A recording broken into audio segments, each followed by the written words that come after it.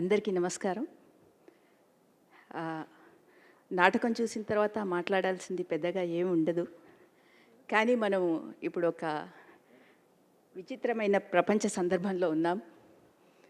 ఒకవైపు యుద్ధం, మరొక వైపు విశృంఖలత. ఒకవైపు గాజాలో లక్షల మంది చిన్నారులు చనిపోతుంటారు. ప్రపంచం మొత్తం ప్రేక్షక పాత్ర వహిస్తుంది. ఇంకోవైపు ఢిల్లీలో పిల్లల భవిష్యత్తు కోసం ప్రాణాల మీదకి తెచ్చుకున్న సోనం వాంగ్చుక్ లాంటి వాళ్ళు ఉంటారు. మనం చూస్తూ ఉంటాం, ప్రేక్షకులుగా మిగిలిపోతుంటాం. ఇలాంటి సందర్భంలో మనమంతా ఉన్నాం. మన సమాజం ఇట్లాంటి సందర్భంలో ఉంది. దీనికి చికిత్స, ఎలాంటి చికిత్స చేయాలి? అసలు ఇలాంటి దానికి చికిత్స చేయాలంటే ఉండాల్సింది అంటే కేవలం కళ మాత్రమే చేయగలదు అనేది మొత్తం మన చరిత్ర అంతా చెప్తూ ఉంటుంది. ఎందుకంటే art is a weapon loaded with future అంటారు కదా. కళ మాత్రమే మనకి ఫ్యూచర్కి సంబంధించిన భవిష్యత్తు మీద అంటే భవిష్యత్తుకు సంబంధించిన కళలను అందించేది. మళ్ళీ కళల్లో థియేటర్ ఆర్ట్ అనేది ఐ థింక్ ఆస్కార్ వైల్డ్ అంటారు. So theatre is the highest of among the arts, that's the highest అని. మొత్తం కళల్లోనే థియేటర్ ఆర్ట్ అనేది గొప్పది అని అంటారు. మన భరతన్ని నాట్యశాస్త్రం కూడా అదే చెప్తుంది అనుకుంటాను. ఎందుకంటే థియేటర్ అనే మాట నౌన్ కాదు, నిజానికి అది యాక్షన్. థియేటర్ అనేది ఒక ఎమోషనల్ యాక్ట్ కూడా. అట్లాంటి థియేటర్ని మనము అంటే ఇప్పుడు మనం చూస్తుంటాము, movie can bring you, make you famous. Maybe TV కూడా can bring you lot of money, wealth. కానీ theatre will bring you or make you a good person, a human person. అంటే నాకు ఈ సందర్భంలో ఒక చిన్న కథ కూడా గుర్తొస్తుంది. ఇక్కడ ఉన్న ఇద్దరు ముగ్గురికి మళ్ళీ పట్టుకొని అదంతా చెప్పాల్సిన అవసరం లేదు. కానీ బుద్ధుడు ఒక సందర్భంలో అంటాడు, అది బుద్ధుడు చెప్పిన కథ. ఒక ఇల్లు కాలిపోతూ ఉంటుందట. ఇంట్లో పిల్లలు ఉంటారు, పెద్దవాళ్ళంతా బయట ఎక్కడో ఉంటారు. లోపల కాలిపోతున్న ఇంట్లలో పిల్లలు ఆడుకుంటుంటారు. వాళ్ళ చుట్టూ మంటలు ఉన్నది వచ్చింది గమనించుకోకుండా ఆడుతూ ఉంటారు. బయట ఉన్న పెద్దలు పిలుస్తూ ఉంటారు, రండి బయటికి, రండి బయటికి అని. కానీ ఆ పిల్లలు అవన్నీ ఏవీ పట్టించుకోరు, ఆటల్లో మునిగిపోయి ఉంటారు. మనలాగా మన జీవితాల్లో మునిగిపోయి ఉంటాం చూడండి. అలాగా బయట పెద్దవాళ్ళు పిలిచేది పట్టించుకోరు. అప్పుడు ఆ బయట ఉన్న పెద్దవాళ్ళకు ఒక చిన్న ఆలోచన వచ్చింది అందులో ఒక ఆయనకి. ఏంటంటే సరే అని బయట ఆట బొమ్మలు చూపించడం మొదలు పెడతాడు. హే చూడండి చూడండి అండి. వాళ్ళకి వినిపించడం లేదనమాట. లోపల ఆట బొమ్మలు చూపించి చూడండి చూడండి చూడండి అన్నప్పుడు అప్పుడు పిల్లలు ఆ బొమ్మల కోసం బయటకు వస్తారు. ఈ కథ బుద్ధుడు చెప్పింది. చెప్పి ఏమంటాడు చివరికి అంటే, నేను చెప్పే మాటలన్నీ అలాంటి ఆట బొమ్మలే. నేను ఆట బొమ్మల్ని చూపిస్తున్నాను. దగ్ధమైపోతున్న మీ ప్రపంచంలో మీరు బయటకు రావాలంటే అది కావాల్సిన అవసరం ఉంది అని నేను అది చెప్పాను ఆ కథ అని చెప్పాడు. సరిగ్గా అలాంటి కాంటెక్స్ని థియేటర్ మనం ముందుంచుతుంటుంది. అట్లాంటి థియేటర్ని దశాబ్దాలుగా కొనసాగిస్తున్న దెంచనాల శ్రీనివాస్కి మనం అభినందనలు తెలపాలి. ఎందుకంటే ఎలాంటి సపోర్ట్స్ కొన్ని అంటే సపోర్ట్ అనేది రకరకాలుగా ఉంటుంది. బికాస్ థియేటర్ అనేది ఎమోషనల్ యాక్ట్ అని ఇంతకుముందే అనుకున్నాం కదా. దాన్ని 2 దశాబ్దాలుగా కొనసాగించడం అంటే ఒక సాహస యాత్ర.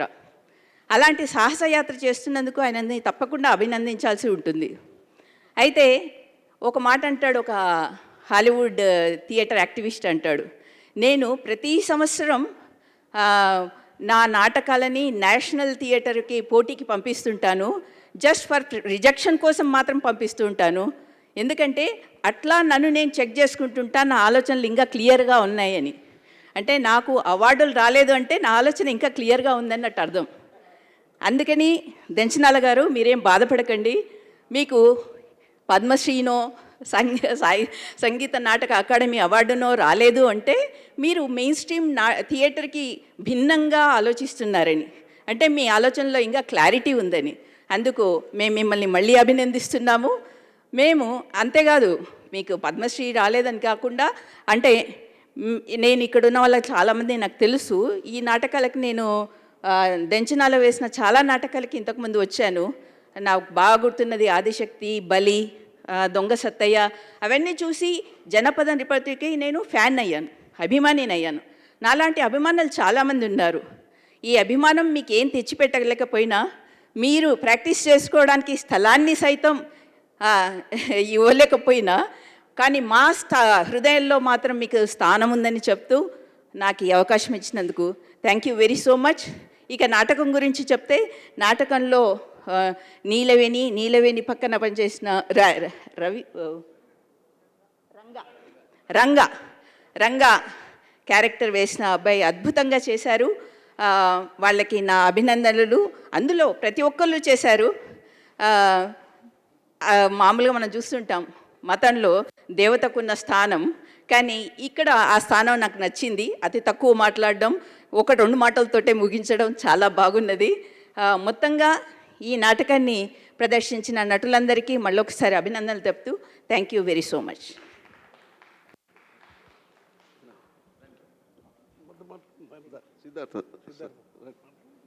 అంటే సార్ కొంచెం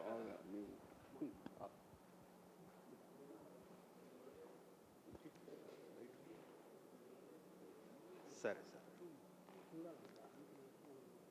అందరికీ నమస్కారం అండి.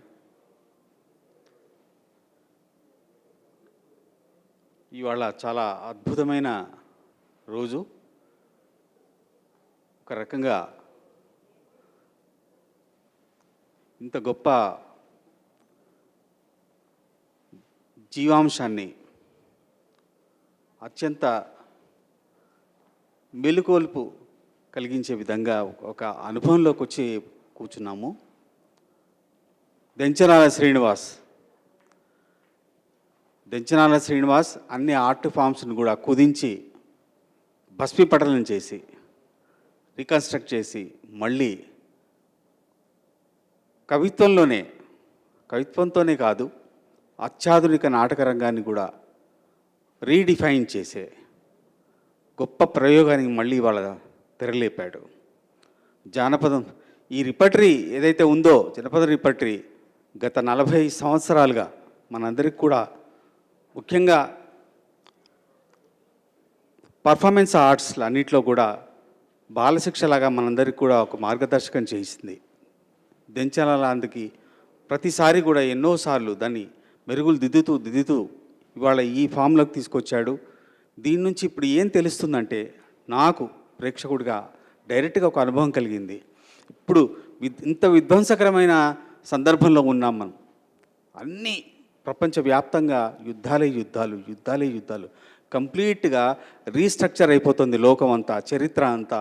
అన్ని ఆర్ట్ ఫామ్స్ కూడా మళ్ళీ రీఇన్స్టిట్యూషనలైజ్ అవుతున్నాయి. ఈ సందర్భంలో ఒకే ఒక వెపన్ ఇచ్చాడు దెంచనాల శ్రీనివాస్.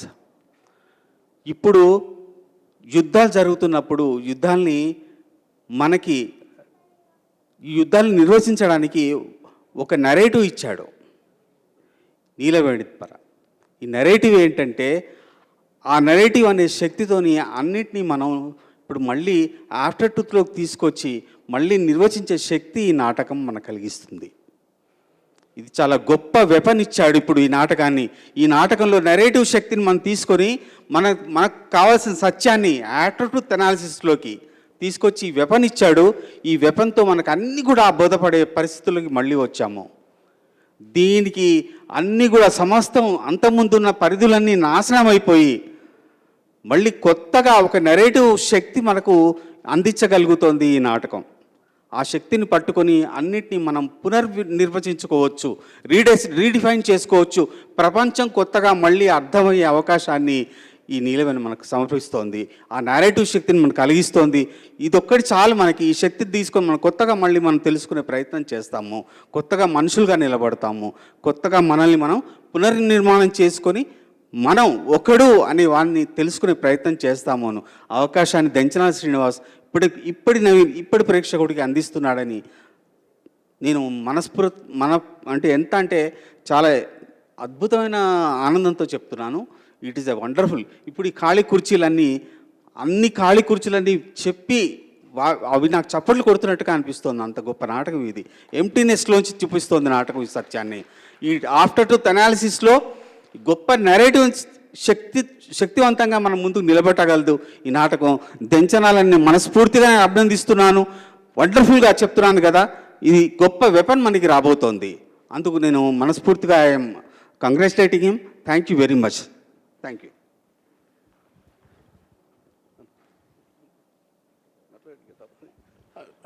నాకు మిత్రుడు అన్నిటికంటే, అందుకని చూసిన ఆధునిక నాటకం గురించి నాటకం తర్వాత మాట్లాడేది ఇంకా కష్టం. ఎందుకంటే తాను అనేక ప్రయోగాలు సాహసోపేతంగా చేయగలడు. ఎందుకు శివరాంకారంతో అభిపు తనివీరు వాళ్ళందరి శిశరికంలో వచ్చినాడు. అంత తెలుగు నేల ఇంకా అతను అర్థం చేసుకునే స్థాయిలో ఉందా? అంత అవకాశం ఉంది. ఇప్పుడమ్మ ఆస్కార్ వైల్డ్ చెప్పినాడని, ఆస్కార్ వైల్డ్ అయినా కాళిదాసైనా కావ్య దృశ్య శ్రవణ యోగ్యమైందే, ఉత్తమ కళారూపం, ఉత్తమ సాహిత్యం అని చెప్పి, ఉత్తమ కవిత్వం అని కావ్యేసి నాటకరం అన్నా. కానీ ఆధునికతలో ఇంత మీరు అన్నారు కదా, దీన్ని అంతా డిస్ట్రక్షన్ చేసింది, ఈ విధ్వంసం చేయడం కనపడుతుంది.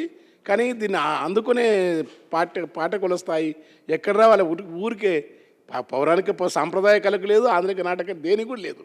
దేనికి లేని స్థితిలో ఉన్నప్పుడు ఇంత గొప్ప నాటకాన్ని చూపించే భాగ్యం నాకు కలగజేసిన ఫీల్ అవుతున్నాను. ఎందుకంటే నేను కర్ణాటక పోయినప్పుడు ఖచ్చితంగా నాటకం చూస్తాం. అయితే కర్ణాటకలో నాటకం కానీ, జానపద సాహిత్యం కానీ, పౌరాణిక సాహిత్యం కానీ, కవిత్వం కానీ వేరు విభాగాలు కాదు. కవి ఎస్ఎస్ శివప్రకాష్ మొదలుకొని, కంబార మొదలుకొని, నీకు కంబార కానీ, తర్వాత భైరప్ప కానీ, వాళ్ళంతా గొప్ప నవలలు రాస్తారు, గొప్ప నాటకం రాస్తారు, గొప్ప వచన కవిత్వం రాస్తారు. ఆ కర్ణాటకలో దాన్ని గిరీష్ కర్ణాటక కానీ ఎవరైనా సరే. ఇక్కడ అట్లా మిగిలింది ఒకడే మంచి కవిత్వం రాయగలిండి. బాగా సిద్ధార్థ ఎట్లుంటారో ఆ స్థాయి పోయేటి వాళ్ళిద్దరు. కానీ నేను ఒక్కోసారి ఇది నాటకం మీద పడి పోతానే, కానీ కవిత్వాన్ని కాపాడుకుంటూ నాటకాన్ని ఇంత గొప్పగా చేయడం. తర్వాత అది ఎప్పుడో నెల్లూరు భానుమతి వాడుతుంది, ఏమాసిస్తే నన్ను మోజిస్తీవి దేహమేలాంటిదని శివునెత్తుక తిండిగల్లికితే బాగా నెత్తురు కండలను ఎగబెరిగి తుదకును పండుటాకు విదంబునను భూమండలంబున రాలిపడుదువు ఏమో వచ్చిన దారినే వస్తీవి. ఈ నాటకంలో కాలకూరు నాటకం లేదు, చింతామణి నాటకంలో లేకుండా దాన్ని భానుమతి తండ్రి ఆయన మంచి హార్మోనిస్ట్ బర్మాలో ఉన్నాడు, ఆయన చెన్నైలో పనిచేసినాడు. ఆయన ఈ పాట పెట్టి దీన్ని నెల్లూరు భానుమతి అని గొప్ప నటి ఇప్పుడు మిగిలింది. భానుమతి చింతామణి పాత్రలకు లతాలక్ష్మి గారు అమ్మ గొప్ప నాటకర్త. లతాలక్ష్మి లాంటి గాత్రం ఇక తెలుగు మీరు అన్నారు ఈ భారత్ పద్మశ్రీలు ఇవన్నీ నిజంగా తెలుగు సమాజం ఉభయ రాష్ట్రాలు అలాంటి గాత్రం మీరు ఎప్పుడైనా మళ్ళీ ఎప్పుడైనా అలాంటి గాత్రం అలాంటి గమకాలకు భాష తెలియదు, కానీ అట్లాంటి వాళ్ళందరూ అభివృద్ధి చేసిందని చిత్రంగా ఈ దీంట్లో ఆధునికం చేసినాడు, భలే చేసినాడు. తర్వాత బిలోమంగళుని కనులు తీసేసుకోవడం, చూపు, ఇది లీలాకృష్ణ వృత్తాంతంలో ఉన్న ఆధునిక నాటకంలోకి పట్టుకోవడానికి ఎంత సప్పు బలం ఉండాలి నాకు. ఎందుకంటే ప్రాచీన నాటక కళారూపాల మీద, యక్షగానాల మీద, జానపద సాహిత్యం మీద, దాని యొక్క మూలాల మీద లోతైన అధ్యయనం ఉంటే కానీ ఇది సాధ్యం కాదు. బాగా చదువుతాడు, ఆధునిక నాటక పద్ధతి తెలుసు, దానికి దేశీయమైన నాటకాలను జోడించకుంటే ఆధునిక నాటకం అది మనతోట బతికించే ప్రయత్నం చేసినాడు. అన్ని పాత్రలు అమ్మ అన్నది, కానీ అందరూ ఇద్దరితో పాటు ప్రతి పాత్ర పెద్ద అయిన పాత్ర. నటులు మాత్రం ఒకరు అద్భుత నటులు అందరు. ఇప్పుడు వాళ్ళ ప్రత్యేకంగా వాళ్ళకి చెప్తున్నా ఆ నటులు. తర్వాత కాస్ట్యూమ్ ఆహార్యం ఉందా, ఆహార్యం కూడా ఆధునిక నాటకం సింపుల్గా అనిపిస్తుంది, చాలా కష్టమైనది. అలా కందిలు పట్టుకొని ఇప్పుడు ఈ పాత్రను వాళ్ళు ప్రతి క్షణం ఒక్కసారి కూడా తాము సమూహంలో ఉన్నామనే మరుపులో ఉంచి నటునికి కానీ కవికి కానీ సృజనకారులకు ఉండాల్సిందంటే సమూహం నుంచి ఏకాంతంలోకి ఉండడం, లేకుంటే అంతర్ముఖత్వం. అది యోగులకు, కవులకు, కళాకారుగా సాధ్యమవుతాయి. అలాంటి యోగస్థితిని పొందిన కళాకారుడు ప్రతిచనం యోగస్థితి పొందాలా, అట్లయితేనే కళ వస్తాయి. లేకుంటే కాటిసీని వేసుకుంటా, వారణాసీలో పద్యాలు వాడుకుంటా నీవు ఉంటే కాదు. ఈ నాటకానికి సంబంధించిన నిత్యం ఈ సమాజం పట్ల కూడా ఎక్కడో అంతరాంతరాల్లో ఈ నాటకంలో ఇప్పుడు వస్తువుతో తాను సమైక్యం కావాలి, సమన్వితం కావాలా. ఈ తర్వాత ఏ నాటకం ఈ నాటకానికి గొప్ప అంటే సంశ్లేషణాత్మక విజన్, దృష్టి సంశ్లేషణ. అందుకంటే అనేక అంశాలు ఉన్నాయట. దుర్గా పూజ ఉంది, నేను దుర్గాపూజ ఎక్కడ పెట్టినప్పుడు దుర్గాపూజ పెట్టిన అనుకున్నాము. అమ్మ అన్నాడు, తర్వాత నాటకం వచ్చినాడు, నాంది ప్రస్తావన లాంటి పద్ధతులను ఆధునీకరించినాడు. ఈ సంశ్లేషణాత్మక అంటే అన్నిటినీ మేళవింపు చేసి తనకు కొత్త సృష్టిని, కొత్త సమన్విత దృష్టిని ఇచ్చిన గొప్ప నాటకర్త. ఆయనకి అవార్డులు అనేవి చాలా తక్కువ. నిజం కూడా తెలుగులో నాటకమే లేదు. నాటకం చాలా ఘోరంగా పరిషత్ నాటకాల పేరుతో చాలా అన్యాయం జరుగుతూ ఉంది. ఆధునిక పరిషత్ నాటకాలతో చాలా అన్యాయం జరుగుతుంది. ఆయన కొన్ని నాటకాలు అంటే గొప్ప దాని పేరుతో కొన్ని పెడతారు వాళ్ళని. ఇట్లా ఆధునికత ఇంతగా నేను చూస్తాను అప్పుడప్పుడు ఈ తెలుగు యూనివర్సిటీలో అక్కడ విజయవాడలో నాటకాలు చూస్తాను. కానీ కొందరు ఉన్నారు, కానీ ఆధునిక నాటకానికి సంబంధించి నిజమైన నటులకు జరిగిన అన్యాయం తక్కువేం కాదు. దానికి వాళ్ళకి ఇవ్వాల్సిన పరిస్థితులు. పౌరాణిక నాటకాలను ఆ మైకులు వాళ్ళకి ఎవ్వరూ ట్రీట్ చేయరు. అది ఘోరంగా ఉన్నాయి. ఏదో నాటకం పేరుతో కొంచెం లోకం కొంచెం బాగా అవుతుంది. ఈ ఎంత కవిత్వం రాసి ఎంత చెప్తే ఎవరు మారుతారు? ఇన్ని పుస్తకాలు చదివితే ఒక్క నాటక ప్రభావం మా భూమి కానీ సుంకరది కానీ తర్వాత ఆ రోజు రాసిన నాటకాల ప్రభావాలతో మనుషులు మారుతారు. ఇప్పటికీ బెంగాల్లో రాజకీయ పార్టీలు ఉన్నా లేకుండా అమ్మ నాటకం చూస్తే అట్లా మారుతారు. మహారాష్ట్ర నాటకానికి ఆ ప్రాధాన్యత ఉంది. ఒరియాలో నాటక బందోపాధ్యాయ నాటకాలు రూపొందించడానికి ఉంది. మన దగ్గరనే నాటకానికి ఎందుకో ఆ స్థితి నుంచి గొప్ప స్థితి తెచ్చేందుకు దించనాలకు మనం మద్దతు ఉండాలి. సాహిత్య లోకంలో కూడా ఒక్క వ్యాసం సీరియస్గా సాహిత్య పేజీల నాటకాల గురించి పెద్ద రాదా? ఆ మిస్సింగ్ పత్రికలు ఏందో కొన్ని వేస్తారు. అవి నేను ఎప్పుడు ఇన్న నాటకాలు అది ఎందుకే నాటక కనుక అదంతా వేరు. కానీ ఈ సార్థకం జంచలన కృషి గొప్పది. నాకైతే అనువను ఆ నాటకంలో లీనమైపోయినాను. ఈ పని చేయొచ్చు కదా, ఇది మాకు పాఠశాల లేక అనిపించింది. ఇవాళ అదొక మా గొప్ప. ఇక ఎంతసేపు చెప్పట్లా ఆయనకు అవార్డులు రావడం కాదు, మనమే పోషించుకోవాలి. ప్రభుత్వం ఏదో ఇచ్చిందంటే ఎవరు ప్రభుత్వాలు పోషించే నాటకం చాలా కాలం ఉండవు. ప్రజల్లోకి వెళ్ళిపోయి నాటకం ఉంటూనే ఉంటుంది. ప్రజలంటే నిజమైన రసజ్ఞుల ప్రజలు. మన ప్రజలంటే అందరూ వచ్చి కూర్చొని క్రికెట్ మ్యాచ్ లేక కొట్టేది అట్లాంటి నాటకాన్ని సరిపోరు. ఆడియన్స్లో కూడా ఆ స్థాయి ఉండాల్సిందే. ఆడియన్స్లో ఆ స్థాయి లేకుండా నాటకం కానీ కళలు కానీ సీరియస్ కవిత్వం కానీ అది పోదు. అది అలాంటి స్థాయిన ప్రజలను తయారు చేసుకో దశలో తెలుగు సమాజం ఉందా? అంత మార్కెట్ ఎకానమీ మీద ఇప్పుడు అలాంటి అవసరమే లేదు. యుద్ధం జరిగినా ఏమనొద్దు, వ్యాసాలు రాయొద్దు, ప్రపంచాన్ని గురించి మాట్లాడొద్దు. ఏమన్నా మాట్లాడితే మరుసటి నాడే డిజిటల్ మీడియాలో దాడులు. కనుక ఇంకేముంటుంది లేని మొత్తం దుర్మార్గంగా అమానుషత్వం రేగుతుంట నాటకం కొంత కళ్ళు తెరిపిస్తుంది. ఈ నాటకం గొప్ప నాటకం. కళ్ళు ఉన్న వాళ్ళకంటే కళ్ళు లేని వాళ్ళే గొప్ప ప్రపంచంలోకి. రమణ మహర్షి కళ్ళుండి లోనికి పోయినాడు. మనం ఉన్న కళ్ళను తొలగించుకొని లోనికి వాళ్ళని అవసరం ఉందని చెప్తున్న నాటకం. అన్న గొప్ప మాట అమ్మ. ఇప్పుడు దెంచనాల జ్వలిత గారు మాట్లాడుతుంది.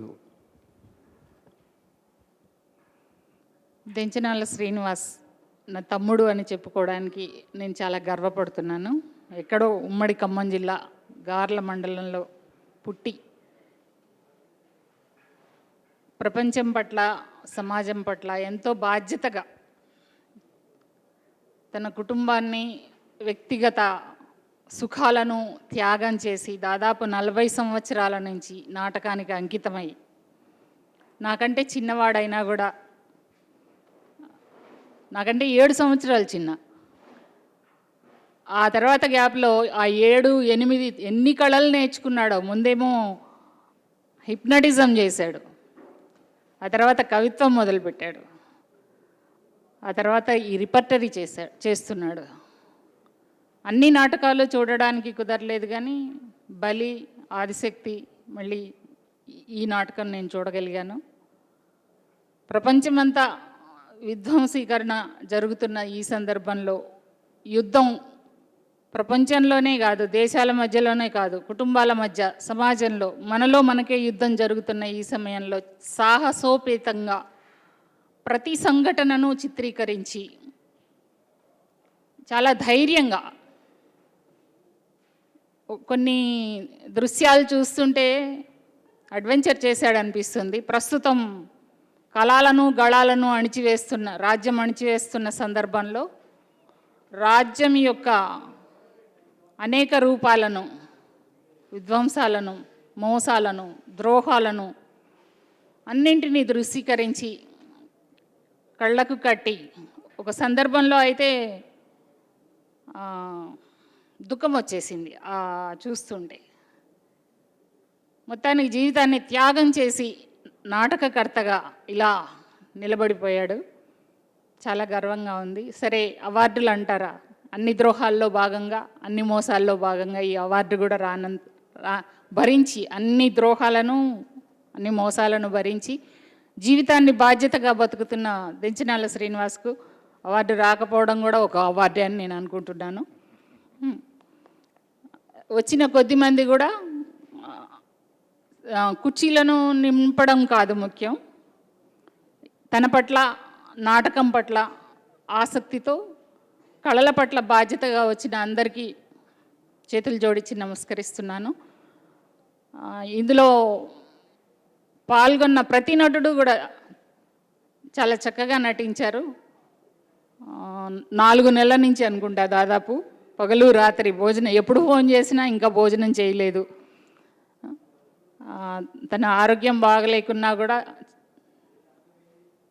ప్రాణాన్ని ఫణంగా పెట్టి ఈ కళల పట్ల తన ప్రేమను, బాధ్యతను చాటుకుంటున్న దెంచనాల శ్రీనివాస్కి అభినందనలు చెప్తూ నాకు ఈ అవకాశం ఇచ్చినందుకు ధన్యవాదాలు.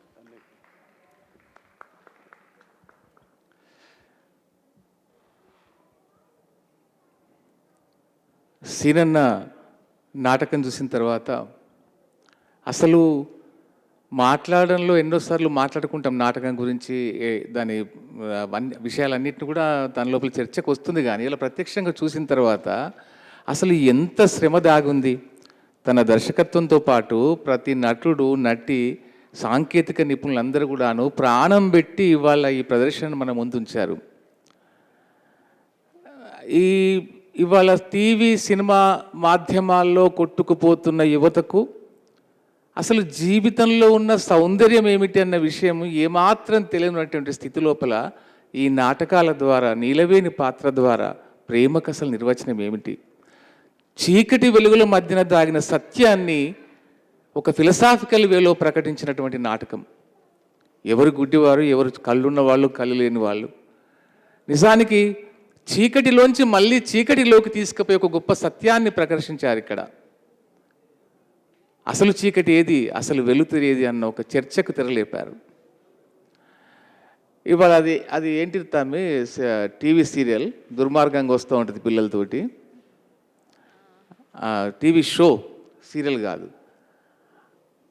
ఇట్లాంటి షోలో చిన్న చిన్న పిల్లలు వాళ్ళ ఆహార్యము, వాళ్ళ ఆంగికము, వాళ్ళ నృత్యాలు జుగుప్సాకరంగా ఉన్నటువంటి జబర్దస్త్ లాంటివి కానీ ఇంకా మిగతా కానీ అట్లాంటి షోలో ఈ తరాన్ని కట్టిపడేస్తున్న సందర్భం లోపల ఒకప్పుడు ప్రముఖ కవులు, రచయితలు చెప్తా ఉంటారు, నేను చిన్నప్పుడు చందమామ, బాలమిత్ర కథలు చదివి నేను సాహిత్యం పట్ల ఆకర్షితునయ్యాను, జీవితం పట్ల నేను తెలుసుకున్నాను, జీవితం అంటే ఎందుకు తెలుసుకున్నాను, జీవిత విలువలు ఎందుకు తెలుసుకున్నాను అని చెప్తా ఉంటారు. ఇవాళ మొత్తం సాహిత్యంలో ఒక పాయగా ఉన్నటువంటి నాటకాన్ని చంపేసి మిగతా సాహిత్య ప్రక్రియలకు యువతను దూరం చేసి అసలు జీవితం అంటే ఏందో తెలియనటువంటి ఒక మాయా ప్రపంచంలో ఉంచుతున్నటువంటి ఈ వ్యాపార దూరంలో ఉన్నటువంటి ఈ మీడియాలన్నిటికీ దూరంగా ఇవాళ కొత్త ప్రపంచంలో మనం ఉన్నాం. ఇవాళ ఈ 2 గంటల సమయంలో ఎంత అద్భుతమైన నటన. నిజానికి ఆ సినిమాలో ఉండేటువంటి మితిమీరిన హింస, జీవితానికి దూరంగా ఉండేటువంటి పాత్రల నిర్వహణ, ఆ భాష, అసలు జీవితానికి సంబంధమే లేనటువంటి పాటలు, ఆ కృత్రిమైన ప్రపంచంలోంచి ఇవాళ జీవితంలో అసలు ఈ పాత్రల ద్వారా ఈ తాత్విక చింతనతోటి ఒక్కొక్క పాత్ర వెలువరించినటువంటి అభిప్రాయాలన్నీ కూడాను ఆ ప్రేమ కోసం చివరికి ఆమె ఎక్కడ నిలబడింది, అసలు ప్రేమకు అసలైన అర్థం ఏంటిది. ఇవాళ భార్యను భర్త చంపుతున్నాడు, భర్తను భార్య చంపుతూ ఉంది. అక్రమ సంబంధాల నేపథ్యంలో ప్రేమను నిర్వచించుకోవడానికి అసలు ఒక ముక్క దొరకనటువంటి సందర్భం లోపల నీలవేణి అసలు ప్రేమకు అర్థం ఏందో చెప్పింది ఇవాళ. మొత్తానికి ఈ నాటకం ద్వారా దెంచనాల తన జీవితాన్ని త్యాగం చేసి, నాటకం కోసమే త్యాగం చేసి 42 సంవత్సరాలుగా హబీబ్ తన్వీర్ లాంటి వాళ్ళ శిక్షణ లోపల రాటుదేలి నాటకానికి ఒక్కడిగా బ్రతికిస్తున్న సందర్భం తెలంగాణలోనైతే, తానొక్కడే నాటకాన్ని బ్రతికిస్తున్న సందర్భం లోపల మనందరం కూడా దెంచనాల శ్రీనివాస్కి అభినందనలు తెలియజేద్దాం. ముఖ్యంగా ఈ నాటకంలో అందరికి కూడా నా నటినట్లందరికీ కూడా మనం ప్రత్యేక అభినందనలు తెలియజేస్తూ, మేమైతే నీలవేణి పాత్రకి, రంగడి పాత్రకి అందరూ అయినప్పుడు కూడా అవి 2 ప్రధాన పాత్రలు కాబట్టి అసలు ఒక మైకంలో, తెలియని మైకంలో మునిగిపోయాం.